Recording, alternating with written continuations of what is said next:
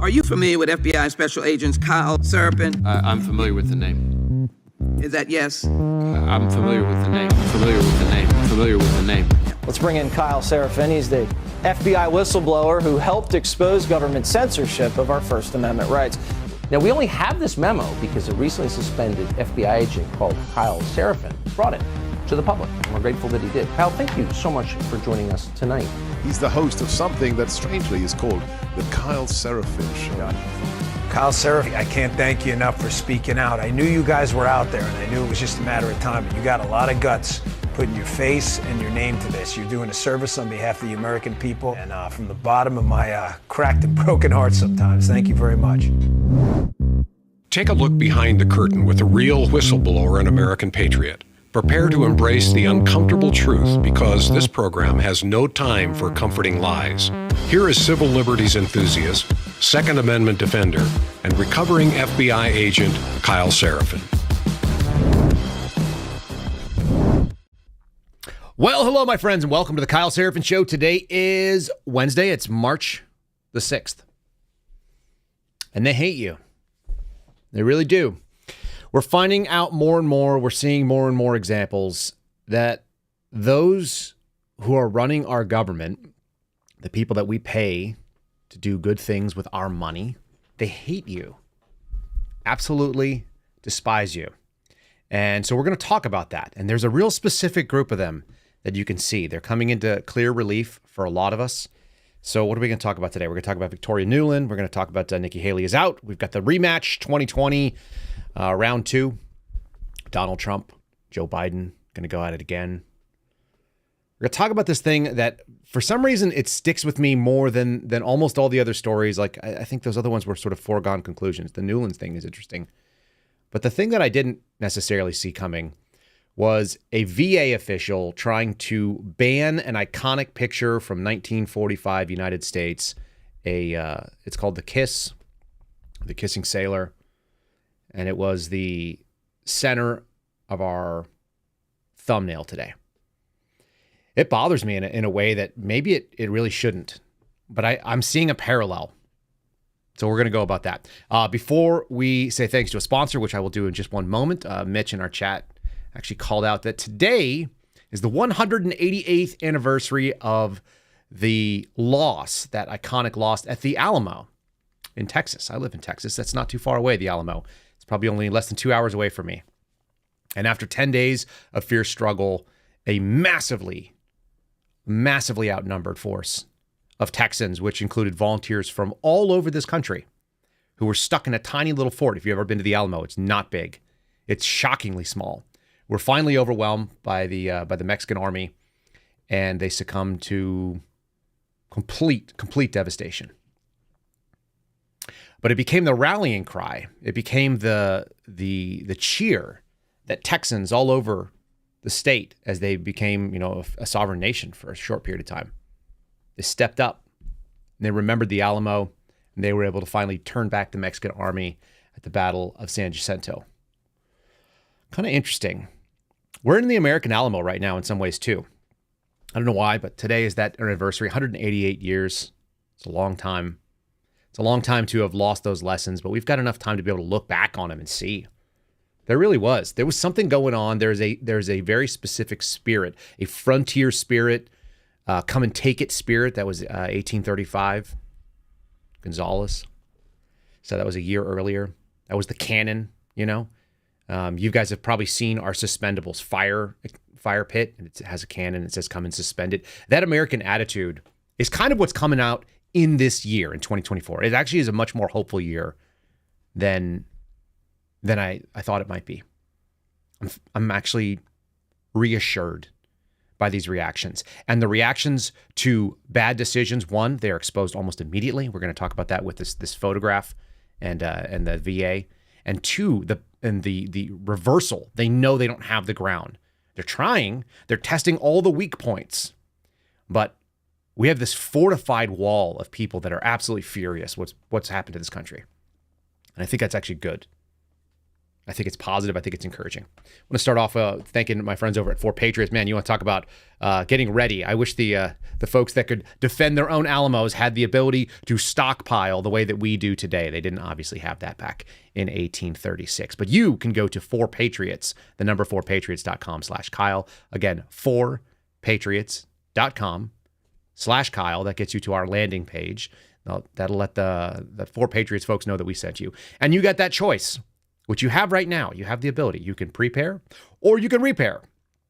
Repair is the most expensive option, and it is when you start handing over forkloads of money and all of your valuable goods for just something so you can eat. You don't want to be in that position. You want to make sure that you stockpile these calories so you have that breathing room to make good decisions where you can wait out, whether it's a Mexican army at your doorstep, whether it's a woke mob, whether it's just because it got cold and the power lines failed like it did in Texas a couple years back. Get yourself in a scenario where you are not forced to make desperate decisions. You can do that by going to 4patriots.com/Kyle. They are our food prep company, and their shelf life is up to 25 years. So you got a little bit of time if you were to pick up those products. You don't have to try to use them immediately, even though you could if you went camping. All right. And today I'm wearing the Last Line Substack, the Last Line Strength shirt in green. It's for our military. You guys may have seen that already. Many of you have overwhelmed the O'Boyle Family Sweatshop. They had over 600 orders come in from Glenn Beck's mentioning it and Steve Friend being on there. And that matches the total number of orders that Garrett has gotten since we opened up the merch store. So anyway, be patient with Garrett. I know he's exhausted. I just want you guys to be aware of that. We may not even do another read at the end of it. I'm just letting you guys know. All right. I wanted to start off with a video. We played this video before, but I didn't actually listen to what this guy had to say to the end. So this is what I claimed is Steve Friend's spirit animal. This is a man who's not mincing any words, kind of the way that many of us feel right now. It's the reason why I think a lot of us look at a Donald Trump character and we go, is he the hero that we want? Probably not. Is he the hero that we might need right now? Seems like it. Let's listen to Rick Hubbard, see what he has to say. Good evening, cowards. Rick Hubbard, 97 Spruce Lane. Nice to see a bunch of fat, ugly women. What? Excuse you. What? No. They're fat, ugly women is what they are. Let's talk about it. We're not having that. You don't have to buy. That ain't free speech. It's called free speech. Buy. That's not free speech. That's insulting. That's good. Okay, everybody, stop. Let Mr. Hubbard speak, please. Enough. Go ahead, Rick. And we wonder why children are retarded stupid today. We wonder why. We wonder why when we have these pathetic people here called teachers rape the children's mind. And if you people are too stupid to know what rape is, it's called control. Yeah, man, Rick was really bringing that fire, wasn't he? He's not a nice man, it doesn't sound like. He said they're retarded. And his actual ire was aimed at teachers. Fat, ugly women was his call out, was it not? How funny is that guy? But also, the target of his anger is not necessarily wrong. So I had this reflection the other night that the political left and the political right actually are like, they're necessary. They're a necessary balance in this country. And that's why things are so full of anxiety right now. The balance has shifted dramatically. We all know this. We all know when we look at how things have changed in the last, let's say, 25 years. The things, we played Bill Clinton on the show yesterday, did we not?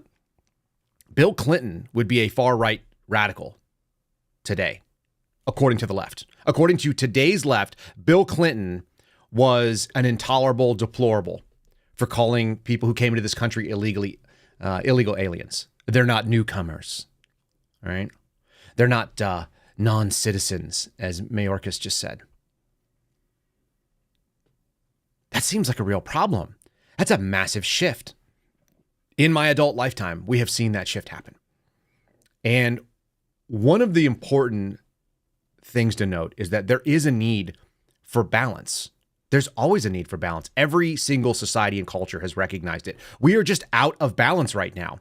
And those Rick Hubbard types calling out fat, ugly women is the needed push to claw that balance back into shape. It's angry, aggressive men trying to contain something that has escaped that evil box. I did an entire episode. It was one of my proudest analogies about Jumanji, which is a silly movie, and it's essentially talking about maybe Pandora's box. I don't know if it's an allegory about that. But essentially, the movie Jumanji talks about starting a game and quitting before you finish it, and the results can be catastrophic. We are now mid-game, and the results of the game are catastrophic, but the only way to undo all that damage is to finish it. And that's where I think we end up with a rematch of 2020. It needs to be readjudicated. It needs to be done in a way that people who are on the political right can see fairness, the people on the political left can see that they actually made a terrible choice. Like, their guy is not good. He's not doing a great job. The inflation has been crazy. The amount of money that we are spending for basic household items increased dramatically. There are wars, right, that didn't exist. So begrudgingly, given the opportunity, I think people on the political left can look and see even a Donald Trump is a preferable option. That makes the pundits, that makes the far left, the radicals, the extremists that are actually running along with this, it makes them furious. They're insanely mad. But it has to happen. There has to be that push. It has to allow balance to come back and think about every single analogy. It doesn't matter if it's Eastern or Western. There's a masculine and a feminine. And I would say the political left is the feminine. It is the emotional. It is the reactionary. It doesn't make it bad, actually. I keep telling you, our Americans that don't agree with us are not our enemies. They're our enemies, no doubt about it, but they're not them. Being emotional about something is not wrong. Any man who's ever lived in a house with a woman knows that there are emotional reactions, and those are not unjustifiable, and it makes the world go round. But there also has to be a rational backswing. There has to be a balance between the two, and that is what is missing right now. There's this big missing piece of the force from the other side that lets one stay in its place so you can have that constant dialogue back and forth. I made a question. I posed a question to you guys the other day, and I actually posed it in a Twitter space last night, and the answer was given to me. When was the last time that Congress functioned the way that it is supposed to and actually said there's an overwhelming majority and we are going to overturn a veto by a president? And apparently there's been roughly one for per president for the last 20-something years. GW, I think, got a couple in. I actually have the icon somewhere on the desk, but it hasn't really happened in any meaningful way since Reagan. Reagan was the last time that there were actually a reasonable number of overturns of the presidential veto. The presidential veto for the last, most of my adult life, or if not all my adult life, has essentially been complete and total. If the president vetoes it, it's dead on arrival. And that tells me there's no consensus in Congress. That means that the representatives are not looking for middle ground. What they're looking for is partisan territory, and they're staking out in a really, really big way. Okay, so we've heard Rick Hubbard. Let me show you where I think this is going. This is a CNN piece. I always told you, whenever they want to put something into type print that they cannot actually own on their own, this is a so-called conservative, Patrick Brown. I put him on the screen because I put him on the screen. You guys have to see what he looks like. Patrick T. Brown works for a think tank. It's a conservative think tank and advocacy group in D.C., former senior policy advisor for the Congress Joint Economic Committee. You can follow him on Twitter if you are so inclined. And his article is entitled, After Super Tuesday, The Dreaded Rematch is Real. Why is it dreaded?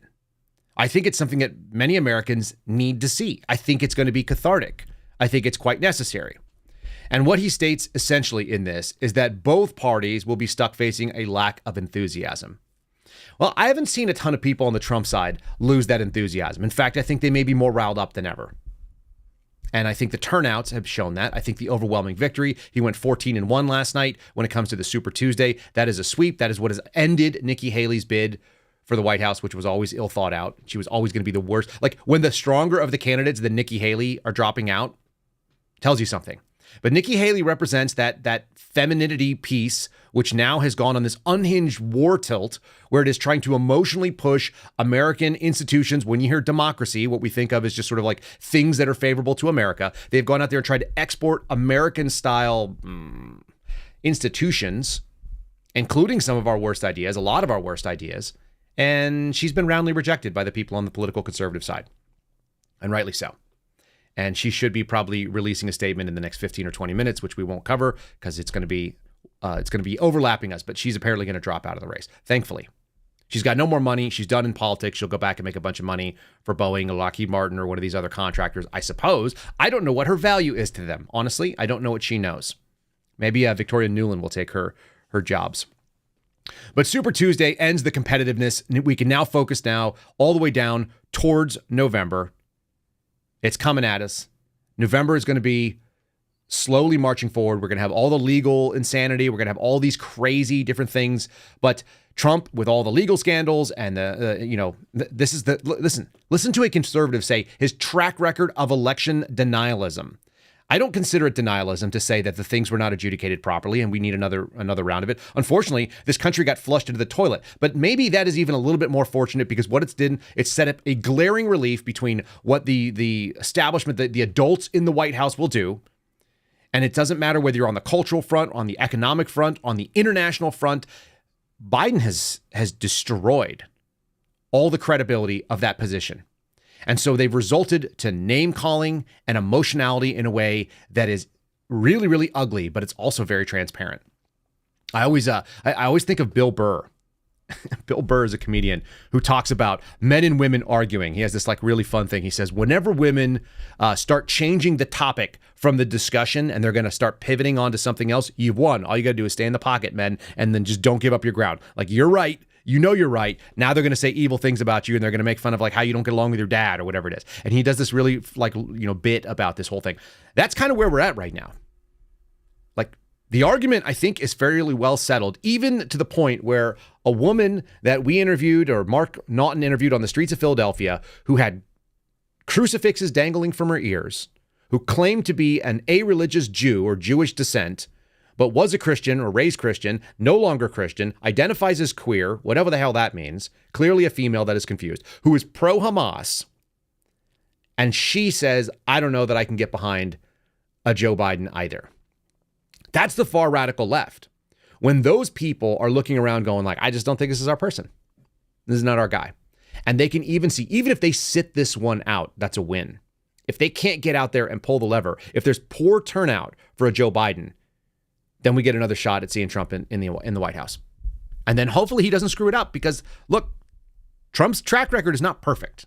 And anybody who thinks otherwise, part of the reason why we have to be loud and why we have to be boisterous, why we have to actually talk about the things that are good and bad is because Trump is actually pretty responsive to those. You've seen him pivot on certain things only because people go like, hey, man, that's not it. I listened to his speech last night. And as I listened to his speech, one of the most important things that he sort of laid out was I could tell he was trying to ride that wave of how the crowd received him. He said some things, they weren't landing really well. He started talking about COVID. That's not a very strong suit for Donald Trump. And he kind of pivoted away to being more funny. He wants to talk now about saying the way he says China and all this kind of stuff. Like, Trump is, at the end of the day, a guy who wants to be liked. And that's not bad. And it actually makes him more, he's a populist, right? This kind of piece is in our favor. And then on the political left, what we're going to see are name callings and craziness and all this sort of insanity. And this piece right here, this guy says something really funny. He says there's a loud minority. Sorry, this is the CNN piece again. A loud minority of never Trump Republicans represented by figures like Adam Kinzinger. I can't help. When I read this, I was like, you can't be serious. No wonder this guy was able to write for a CNN and put up an opinion piece on this. The claim is that people are fed up with a Donald Trump. Like, I don't think that's what we've seen. What we've seen is dominating victories. He claims in the only one spot where 40% of the vote went to Nikki Haley. Never mind the fact that it was South Carolina. But he does point out that it's about relatively better educated enclaves, people who have more money and taste, people who are more likely to be sort of Democratic leaning anyway at this point. What's amazing to me is, the most amazing thing is the Democrat Party used to try to say that they were the party of the blue collars. That's why they have all the unions behind them.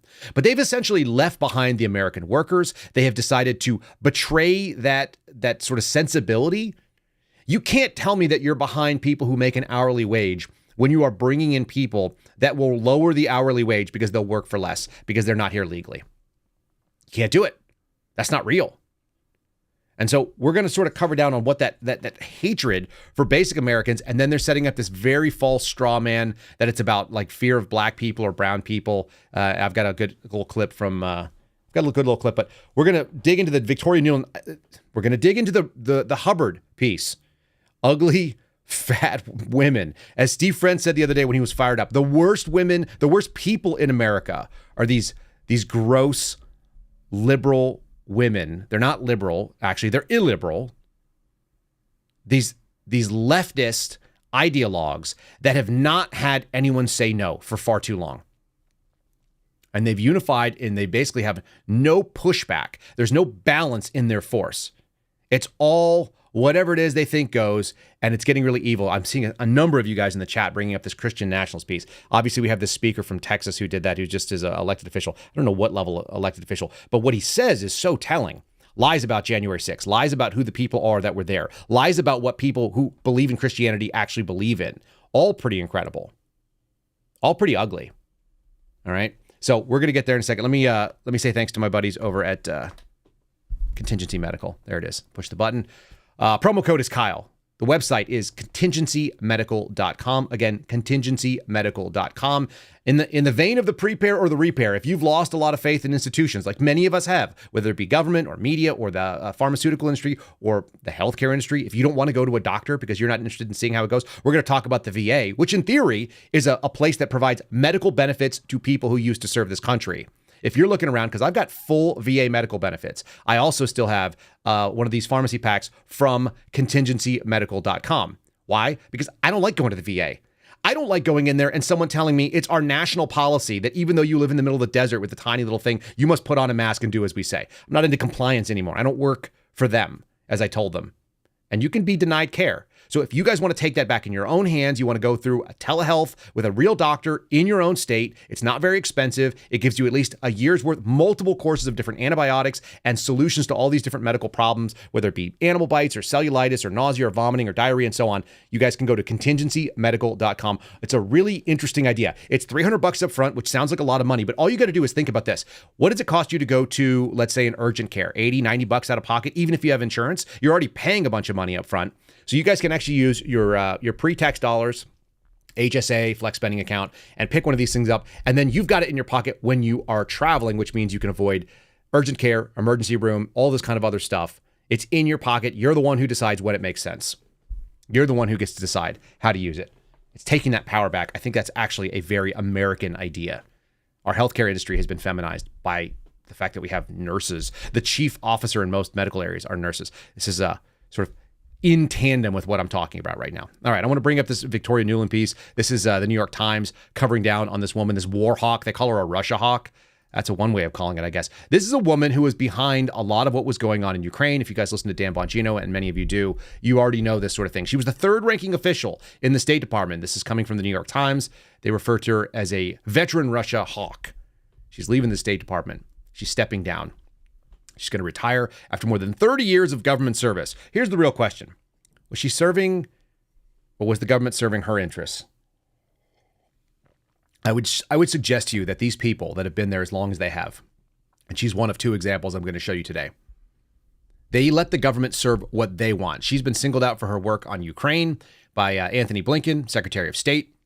He called her indispensable to confronting Putin's full-scale invasion. Yeah, isn't it interesting that a lot of the reason that Putin did what he did, based on what he said, and then based on what we sort of just have in our basic understanding of civics, is that she kind of instigated this stuff? A really, really good little thread over on Twitter. If you guys ever want to go over, if you're not following Kanekoa the Great, I hope I pronounced that correctly. Fantastic little sort of amalgamation of things that this woman has done. And I've got two clips that I want to play you in her own words, one of them coming from 2016 and then a reflection on Ukraine and what her work was. But before we do so, she's held various departments in various different positions in the State Department, including as a spokesperson. She was once the Deputy National Security Advisor to Dick Cheney, where she kind of made bones. This is very, very neocon, warhawk sort of thing. Made her mark as a Russia specialist, arguing for marshaling strong resistance against Putin's territorial ambitions and political influence. Very, very kind words, I would say, from the New York Times, because not for nothing. She's known for marshaling strong resistance against Putin's territorial ambitions, while in fact having territorial ambitions for what they call democracy and American institutions, what other people might actually call infringements on sort of that border of safety that Russia sort of expected to have. Here's her in her own words. This is coming from 2016 from a little press conference. Since Ukraine's independence in 1991, the United States has supported Ukrainians as they build democratic skills and institutions, as they promote civic participation and good governance, all of which are preconditions for Ukraine to achieve its European aspirations. We've invested over $5 billion to assist Ukraine in these and other goals that will ensure a secure and prosperous and democratic Ukraine. She uses the word democratic a number of times. That's always very suspicious. That runs up all that red flag. My hackles go up when I hear them talk about this. They need to build the institutions and the skills of democracy, and in doing so, we had to give them $5 billion. But they also overthrew a democratically elected government. And there's a really interesting phone call that was leaked that showed, in fact, they were planning a coup. Her and the ambassador to Ukraine in 2014. I've got this video. I've chopped it just a little bit, but again, one full credit where it's due. This was compiled by Kaneko the Great, sort of a look back. If you guys want to go to that thread, it's pinned right now. It's very useful. It gives you this rundown on who this Victoria Nuland character is. And a lot of what she did was plot and infringe on that safe boundary that Russia kind of expected to have, and took a government that was leaning towards siding with Russia and saying, we're going to put $5 billion behind a coup that is going to require that you basically lean more towards Western Europe, which seems like a real problem considering where we've ended up. Historically, we can look back and go, okay, and the only person who kept them at bay, who kept this at bay, was who? Donald Trump. We had invasions under Barack Obama. We've had invasions under the third term of Barack Obama with Joe Biden. Isn't that troubling? Isn't that kind of problematic? And this should be the line of attack, I think, or the line of coercion and maybe middle ground for people on the political left, because there are a lot of anti-war types in the left.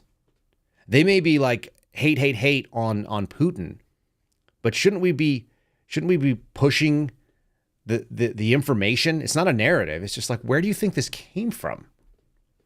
Who do you think was driving this? Because it was your party. And that party, by the way, is working against Americans. They should know that.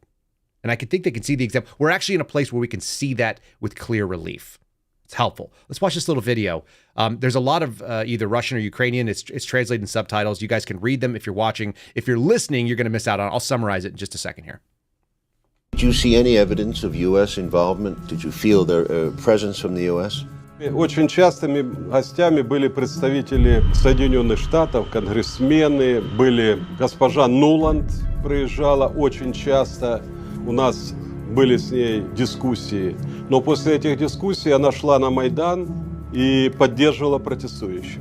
We will be back here on this square to celebrate with you a Ukraine that stands with Europe and stands with the United States.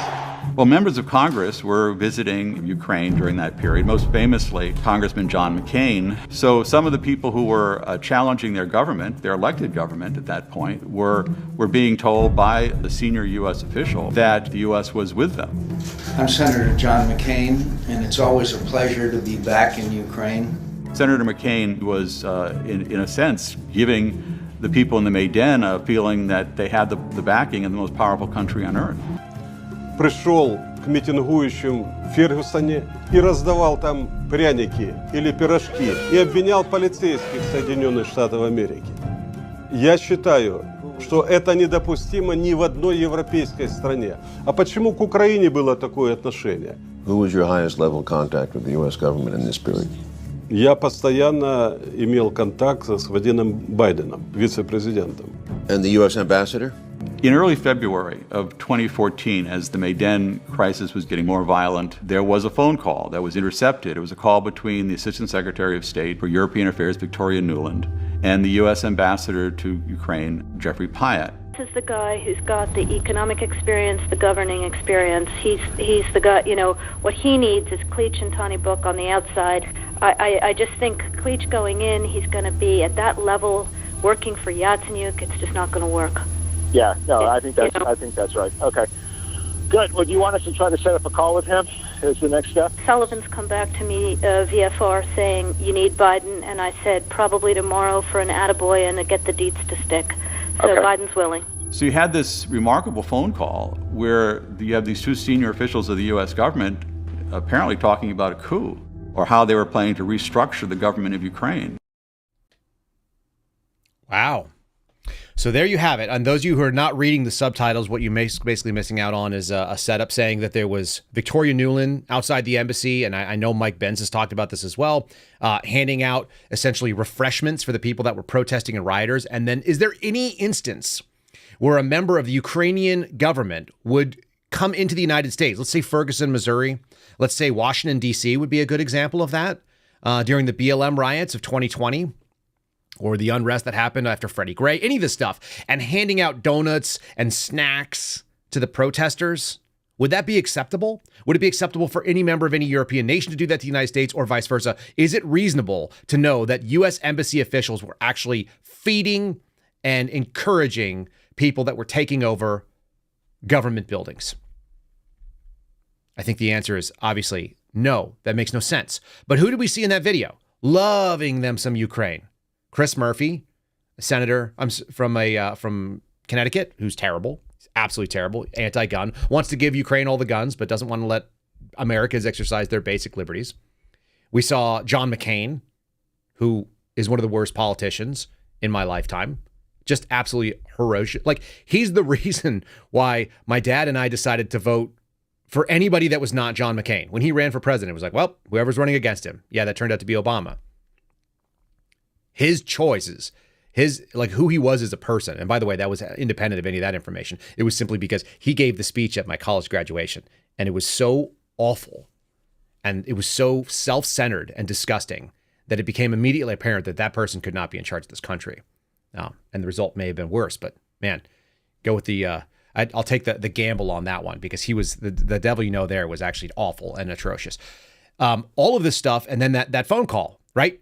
They said, who was your highest level contact with the U.S. government? And it was Joe Biden, who's now in there right now. And their preferred candidate to come in was this guy, Yatsenyuk.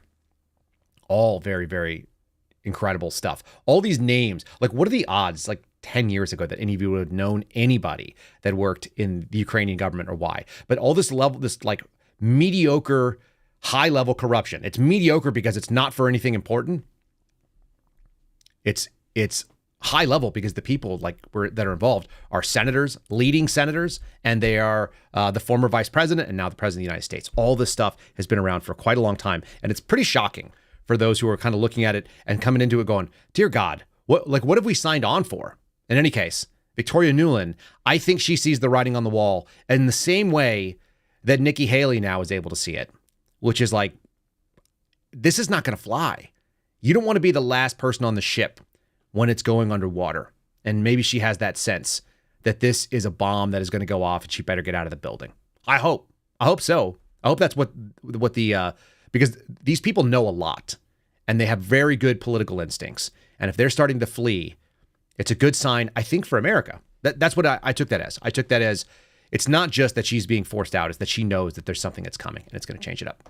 So, and that thing are patriots. And you guys can support some patriots that are friends of mine at patriotcoolers.com. You like that segue? That was kind of funny, right?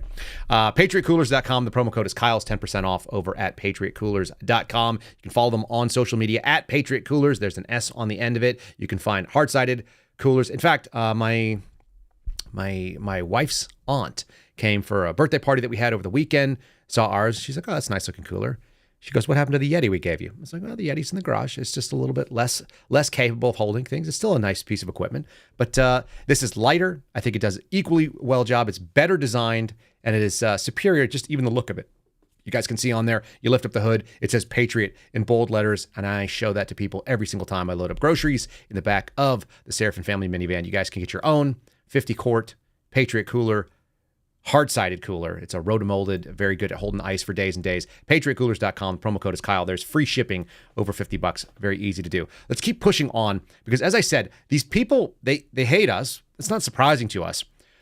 I see an interesting parallel between what happened yesterday and something that happened a year ago. It's never about the fact that they wanted to do something. What it's always about is that they are going to cover for themselves. So here is a little piece that's coming from the Military Times. The VA reverses a plan to ban iconic World War II kiss photo from medical sites. You're like, wait, what? Yes. The VA, the Veterans Affairs Administration, like this is the people that are supposed to take care of veterans, had put out a memo, which I'll throw on the screen here because we might as well talk without skipping out on the evidence. This is from the Assistant Secretary for Health, not for woke indoctrination, not for feeling safe in the hallways. This is the Assistant Secretary for Health for Operations. The subject is removal and replacement of VJ, which is the Victory in Japan Day in Times Square photographs. The purpose of this memorandum is to request the removal of the VJ in Times Square photograph from all Veterans Health Administration facilities in alignment with the Department of Veterans Affairs' commitment to maintaining a safe, respectful, and trauma-informed environment. Do you see where the feminine is taking over on this? I'm not telling you women that this is representing you, although most of our audience appears to be men. What I'm saying is that this is a female perspective on things. The action is promoted by this action is promoted by the recognition that photograph, by the way, the iconic photograph on the screen. Here it is again. Okay, there's the photograph. It depicts a non-consensual act which is inconsistent with the VA's no tolerance policy towards sexual harassment and assault, as outlined in our VA handbook and the VA health directive. Really? The background is that this iconic photograph taken in 1945, one of the most iconic images in the 20th century. They admit it. A U.S. Navy sailor depicting a woman dressed in a white dental assistant dress in Times Square the moment that the Japanese surrender was announced. By the way, there's a huge story behind this. We're going to play a little quick touch of it. In recent discussions, it's been highlighted concerns that this was a non-consensual nature. The kiss was non-consensual, prompting debates on consent and the appropriateness of celebrating such images in today's environment. They hate you. Do you know why men go to war? Men go to war because they are there to defend women and children. Because men can go to war and they come back, and the thing that they are going to do is celebrate women and children as well. They're going to celebrate masculinity. They're going to celebrate the virtue of boldness and courageousness. And this woman was walking around in that thing, or it was her costume. There's a whole story. I read the long backstory on it. He didn't even know her. He was actually on a date with another woman who he ended up marrying. And the woman who he ended up marrying wanted that photo on the wall because it's one of the great photos that's ever been taken of the American military. She was surprised by the kiss. It was one-sided, supposedly. She's not upset about it. She's not concerned about it. It captured a single moment in time. The moment was elation at victory, that no more people would have to go die in the Pacific Theater in that way. The Japanese surrendered. That meant that life would be able to be pursued, that there would be no more people shipping out to a war so far away. And what we saw was this insane contention that is a problem. And it wasn't a problem recently, and it wasn't a problem because the lady said, hey, I just don't like my picture being up on there. It's a problem because in the light of this new movement, this new attempt to feminize what's going on in this country, which is a losing battle, by the way, this feminization, they are reframing history and acting like it's about a non-consensual kiss, when in fact, it's about the elation and the victory of the American war machine no longer having to go to war and being able to come home. And the VA of all places should be celebrating that brought home veterans who they are supposed to serve. Do you know how many people that served in the military are offended by that kiss? Like none. Go find a World War II veteran that found that to be a problem. I challenge you to find a single person that served in World War II or that ever had a problem with it, because I don't think you can find it. It's totally irrelevant. Here's the end of the memo here, lest you guys see. I only wanted to show you because it is signed by the Assistant Undersecretary for Health for Operations, okay, Rima Ann O. Nelson. Okay, so that's who did it. Very easy. Immediately, there was backlash. Why? Because Americans don't want their history to be reframed in garbage takes by cowardly, fat, gross, ugly women, in the words of our friend, Mr. Hubbard. They don't want it. So what happened? It was immediately rescinded. This is the secretary who handles the VA. The Secretary for Veterans Affairs said, let me be clear. This image is not banned from VA facilities, and it will be kept. Why? Not because he's really worried about it. It's because they got caught. Would this have been able to pass under the radar and they would have removed it with no problem? Of course. It's because there was a backlash, and the backlash is the issue. This is why we need a masculine and a feminine. This is why there needs to be a check. And this is the woman who was involved in that decision. This is Rima Ann O. Nelson. You can see her on the screen. Isn't it weird that they all kind of look the same? Why do they look like that? Here's another one. There's Newland. There's Nelson. Newland. Nelson. They all have that pudgy, gross government look. It's women who are in charge of things that they have no business being in charge of, telling doctors and nurses how they can take care of men who went to war. I don't get it. And she's been doing this for almost 30 years as well. Isn't that incredible? And she's lost focus because the mission of the VA, and specifically the VA's health administration, is to do one thing. It's to take care of people who have problems. And I'm going to give you a quick personal story, which is to say, I despise the VA and I won't go back, because my experience was when I was going through the single most stressful thing of my life. By the way, it wasn't when I was in the military, but I do have a 30% rating. I have lifetime medical through the VA. And I tried to go get mental health counseling for the single most intense thing that has ever happened to me, which was finding out the United States government was going to crush me, that they had thrown me out of my job, and that I was trying to, this is before I went on Bongino. I'm trying to decide whether I'm going to sell my house, move my family into God knows what, maybe a trailer, and drive around this country, that I'm going to lose my income simply because I did what I believe was right. Many of you probably do as well, that I blew the whistle as I was told to do. And I went and said, this is a problem. I reported directly to a member of Congress staff. I shared with them the actual evidence showing that the FBI was going after parents, but more importantly, that we had an attorney general who appeared to be lying to the American public. That's what I did. And then I also said something that was a strong part of my conscience. I had been a paramedic for over a decade, and I said, I'm not going to put something that's emergency use authorization that requires my consent. I don't give it. So I'm not going to do that. They throw me out of the office. I decide to go into the VA to get mental health counseling, which is not an easy thing to do for any man, if anybody knows. My wife works in the field. It makes it slightly easier for me. I called them up and said, hey, can I get some mental health counseling? I'd like to be able to document that I'm going through this moment. And more importantly, I'd like to get a doctor to be able to say, hey, Seraphin can use his sick leave because he's going through a mental health situation right now.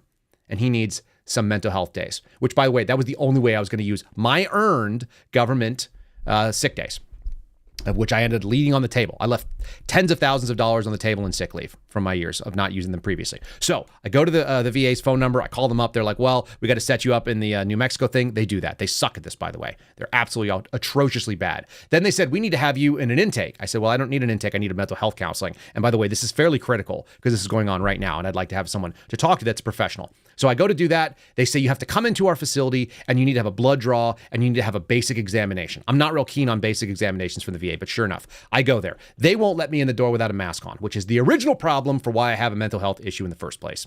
And they wouldn't let me go in the building. I said, I'm happy to draw my own blood in the damn parking lot. I'm a licensed paramedic and I have a government, I'm both licensed in the state and I also have this federal licensure through the FBI. I work for another federal agency and I can draw my own blood. And I'm happy to do it. I'll draw it right on my leg right now. It wouldn't be the first time someone drew their own blood.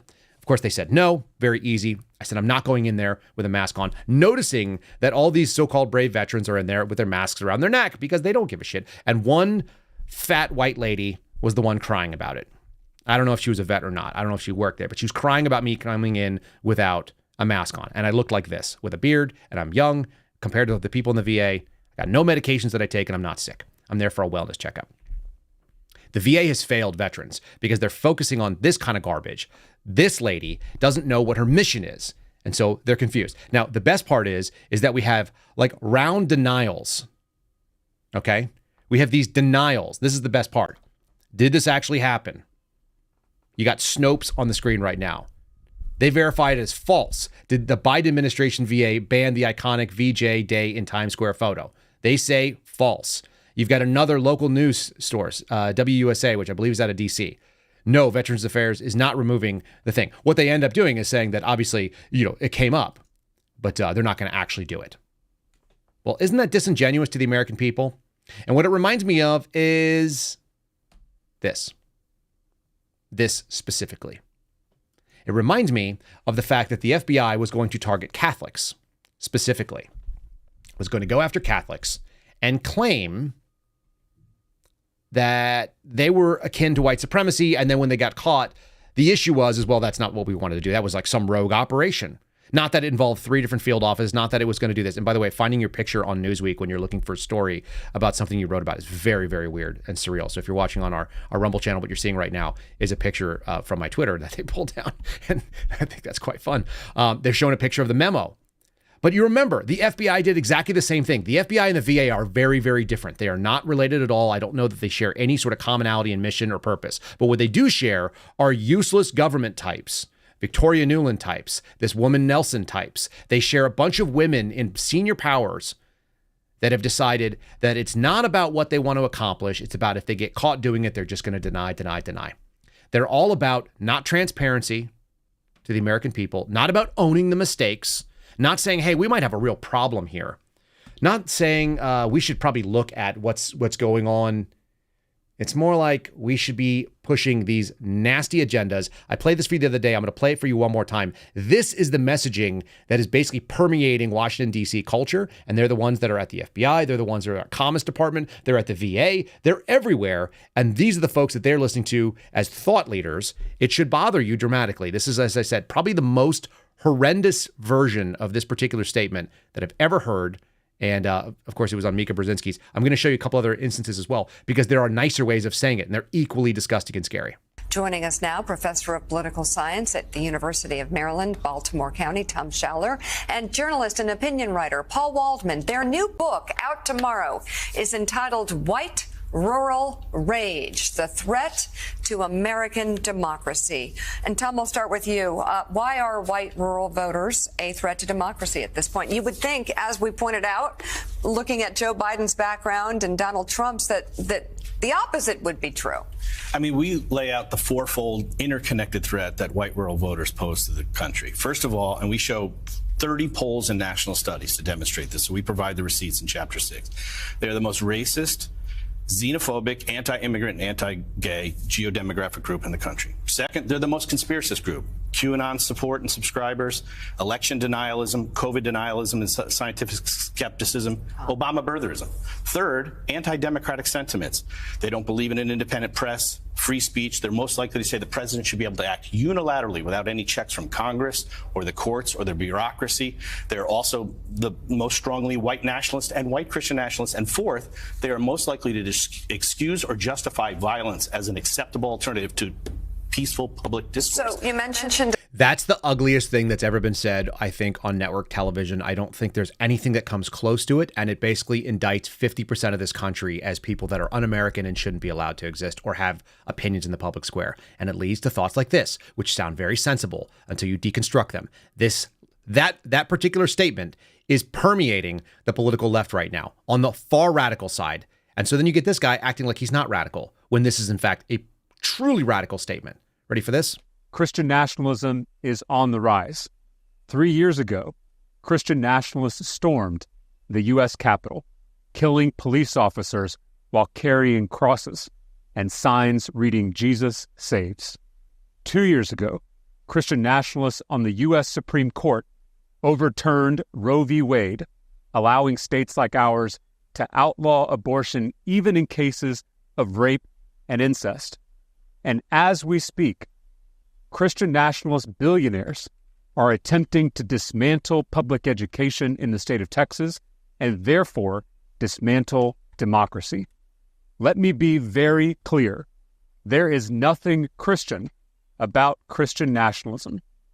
It is the worship of power, political power, social power, economic power in the name of Christ. And it is a betrayal of Jesus of Nazareth. Jesus never asked us to kill police officers. Jesus never asked us to ban books, silence teachers, or defund schools. Jesus never asked us to control women's bodies.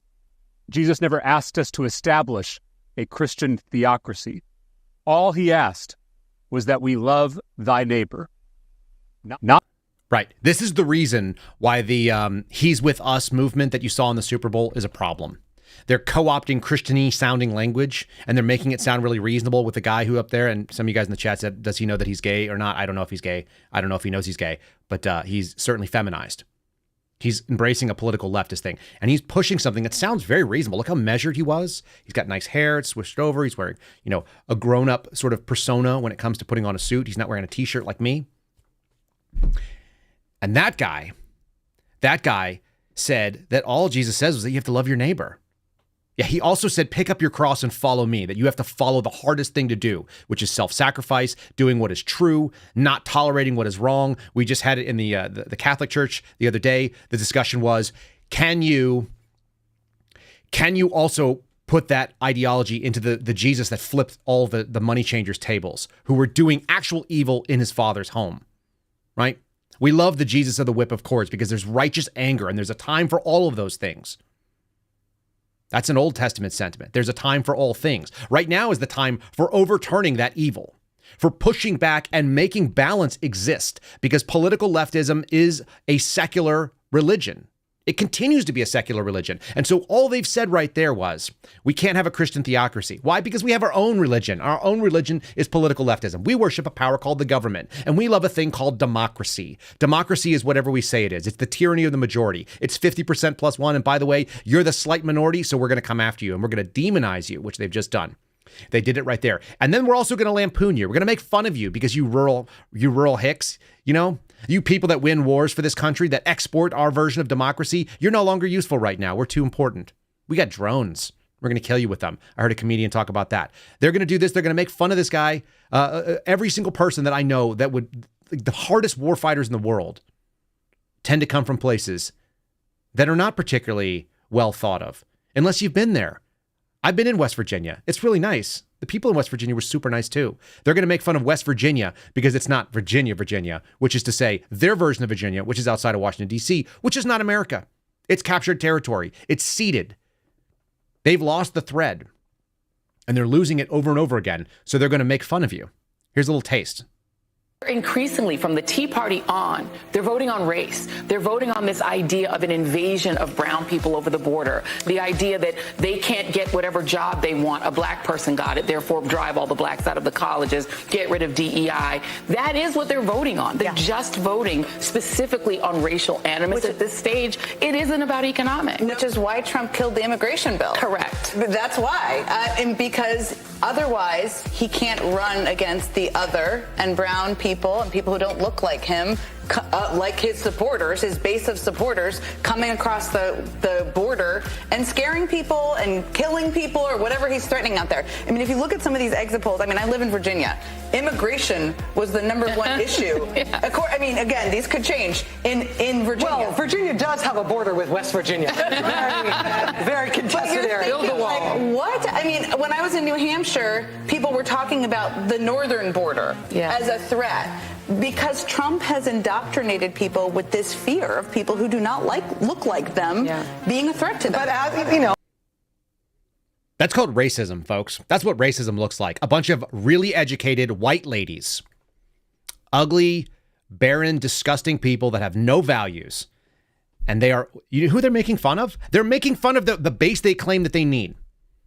Because the folks that are making not very much money, who struggle to work an hourly job, are the most threatened by illegal immigration. And it's obvious, unless you just say, you must be a shitty rube. You must be a terrible person if you think that people coming over this border and taking jobs for less money are a problem. Like, that's you. You're bad. And you're not Christian, by the way. We'll tell you what Christian is because we're educated. I despise these people. They're elites. They're elitist. Without actually being elite is probably more accurate. Elitist without being elite. There's nothing great about them. Their inability to think. They're the stupid, smart people. Gross. They're educated, but they know nothing. Or maybe worse, they actually do know what they're going on. This is what the VA should be doing, by the way. This is where the VA should spend its time, because instead of removing iconic pictures of American victory, where masculinity triumphed over something that was coming at us and attacked us, whether you like it, whether or not, they may have let that happen. I'm pretty confident that's been the case, that they allowed us to get into World War II. But the men of America who didn't know what was going on, but knows what right and wrong looks like, stand up and win. And here's what the VA does instead. You can just type in VA failure and you will get unlimited headlines. But this is from the VA's OIG. By the way, there's like 1,000 people working for the VA OIG. 1,000. That's less than worked in the Washington field office when I was at the FBI. They have $300 billion worth of funding for healthcare and programs for veterans. And so all you find are this main headline, $223 million of our money wasted on transport services. That's when they pay ambulances when they don't need to, because companies are going to make a bunch of money. They failed to pay veterans' medical bills, resulting in denied care, but they made sure they paid these corporations that wanted to go out there and scam them and act like something had to happen. This came from a whistleblower, by the way. I guarantee that whistleblower was not treated well. The investigation found a gross waste of funds. In fact, every investigation they do finds a gross waste of funds. You're seeing headlines here from 1 week. I just went and grabbed the fraud headlines for 1 week from the OIG for the VA. Massachusetts man indicted for fraudulently obtaining funds intended to help veterans at risk of suicide. You know that thing that they pay lip service to and they act like they care about, but they don't. United States sues for-profit schools in Tampa and Orlando that had false claims in voting using post 9/11 GI Bill. They're scamming the government out of that money. California man charged in a $10 million healthcare fraud, wire fraud, kickback conspiracy. Veteran and wife indicted for defrauding the VA. Those are just the headlines that happened in the last couple days. It happens every single week. And there's only a couple hundred special agents, which, by the way, I applied to be one of those special agents, and I was turned down because of what I did with the FBI. I got blackballed over there. I was in the final stage of the hiring. They didn't have a single GS-13, which was the rate that they were looking for. A single person like me with investigative experience coming from a prestigious agency, whether you like it or not, the FBI is considered that. And I wasn't able to get a job with the VA Inspector General when all I would have done is gone after healthcare fraud. Instead, I sit in front of you guys every day and rant on this one. But man, in this case, we need to know that. There's only a couple hundred special agents that work for the VA's Inspector General for $300 billion of unaccountable money. You know how crazy that is? They're responsible. They told me about a fraud where basically $5 million was funneled into a man in California who lived on 1/2 acre and pretended to have a equine therapy facility. And he owned no horses. He was able to write to it and get the VA to give him $5 million of our money to help veterans through equine therapy when he owned no horses and had no land. How crazy. Instead, they're worried about whether or not this picture is something that you're going to see on the flippin' walls of the VA because it might offend some woke idiot. Because men occasionally, when they're victorious and in a moment of elation, and by the way, he was drinking, that's the story, grab some random lady wearing that outfit and tip her over and kiss her. The guy said, the guy's wife said, he's never kissed me like that. That's the only time he ever kissed anyone like that. That was a unique moment in American history, and it captured something incredibly important, which was victory. And that's why you get these stories. And I'm going to show you a little thing that came out of the New York Post. I saw this yesterday and I went like, there's got to be more to this. This popped up. Half of men feel pressured to act manly. Just take a moment. How feminized is a country that has a story about half of these men allegedly feeling pressured to act, quote unquote, manly? My wife and I were looking over this going like, what in the actual hell is this story about? A survey of 2,000 men, half of whom are sexually active, found that 50% of them felt pressure to perform masculinity, and 8 out of 10 agreed that there's a societal pressure for men to behave in a certain way. Thank God. Without men behaving in a certain way. By the way, you know what those expectations look like? The pressure comes from expectations of knowing how to be handy around the house, 49%. And then others feel pressured to act a certain way in front of other men or have a specific body height. That's 48%, 41%. No kidding. Men are supposed to look like men. They're not supposed to look like Victoria Nuland or Nelson. They're supposed to look like this guy, a man who just came back from war on a boat, on a ship, grabbing a woman and being able to tilt her back. Look at that. His hand's not on her head. His hand is actually open. He's dumped her into an arm, and she's like, what just happened to me? How about men act like men? Wouldn't that be something? I don't think we'd be all worse off. There's pictures here of this guy who looks really scrawny. There's all this other stuff. I was like, there's got to be more to this story. There has to be more to this stupid story. So what I did is I found out who did the study, because that's where it all comes down to. And who's given us our information? Of course, it's a lie. This is it. You're seeing it on the screen. Lelo, L-E-L-O. You know what Lelo is? It's more than a luxury sex toy brand. That's what they are. They're a sex toy brand. It's a self-care movement that transcends gender, orientation, race, and age. Join us and discover the wonders of one body. Gross. Disgusting. If you're telling me that can be the people that are telling men whether or not there's masculinity, and you got a problem with this iconic picture of a man just being a man, and the problem is 50% of men feel like they have to be handy around their house. Yeah, of course they do. Look, my neighbor and I had this really funny little discussion. I was walking down the street and I found this like electric Jeep. You guys have probably seen these like 4-wheeled power Jeeps. And it was on the side of the road and it had broken stuff. You could tell parts of it were broken. It looks like the shocks had broken out. And so I look and the guy who actually owned it, he's like my neighbor, nice guy. I'd never met him before, but steps out. He's got very nice cars. He's got like Cadillac and something else, another like import that was really pretty. Nice cars in the garage, unlike my garage, which is just full of like kids' toys and bikes and stuff. And sure enough, this Jeep is parked on the side. It's a plastic Jeep. And I asked him, I was like, hey, are you parking that here? Or are you giving that away? He's like, nah, the shocks are broken. I'm giving it away. I took it back. In less than an hour, I had that thing functional. I put blocks in. I put the thing back up. I fixed the suspension. We wired it for a 20-volt DeWalt battery. And now I have a remote control car that I can put my 3-year-old in and run them around at high speed and run them into stuff. And they can play bumper cars because I built another one up too that I found at Goodwill. Like, handiness is the name of the game if you're a dude. Why? Because basic dude skills used to be basic, and they are no longer that. There are a few things that I feel like I couldn't tackle on my own. I may or may not have time to do it, but I am certainly going to be able to handle that. My wife and I were just talking about her aunt who's paying someone for 2 months to remodel a bathroom. It took me 3 days to do mine in Virginia. I've never remodeled a bathroom before. I just knew I had to do it. Basic dude stuff. And then you have these headlines. So men, if you're feeling pressured to act manly, lean into that pressure and experience it. It's the thing that is keeping the crazy physical left at bay. It is keeping these ugly, fat women, as our boy Rick Hubbard said, it's keeping them at bay. It's critical. It's keeping people, it's going to have to swing back because look, the alternative is this lady. This is Katie Hobbs telling you that having local police arrest illegal immigrants or illegal aliens to this country, people who sneaks into the country, break the law, having local police arrest and hold them for immigration authorities is not what we're about in this state. I despise it when they say it has no place here. Those are feminine words. Every time you hear that, it should go with democracy and all the other sort of lying words that trigger you. Here's the governor of Arizona, a border state who should know better. This is not up for debate, but this is what happens when you put these feminized leftist ideologues who hate the country. And they hate masculinity and they hate law enforcement for the record because law enforcement wants that power. I guarantee you they want to be able to have this. Here you go, Katie Hobbs. Good afternoon, everyone. As I stated last week, anti-immigrant legislation to score cheap political points has no place in our state. Today, I'm delivering on my promise and I am vetoing Senate Bill 1231. This bill does not secure our border.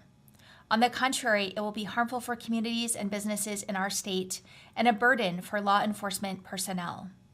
I know there's frustration by the federal government's failure to secure our border, but this bill is not the solution. It's I'm not going to listen to all of it. There's a frustration that the federal government is not doing its job. By the way, that's your guy. That's Biden. You're a guy failing to do his job. You're destroying low-level working class Americans who used to be the Democrat base, the union types, the people that do hourly jobs. And she's 54 years old, Katie Hobbs. I know I keep hearkening back to it. She's 54 years old.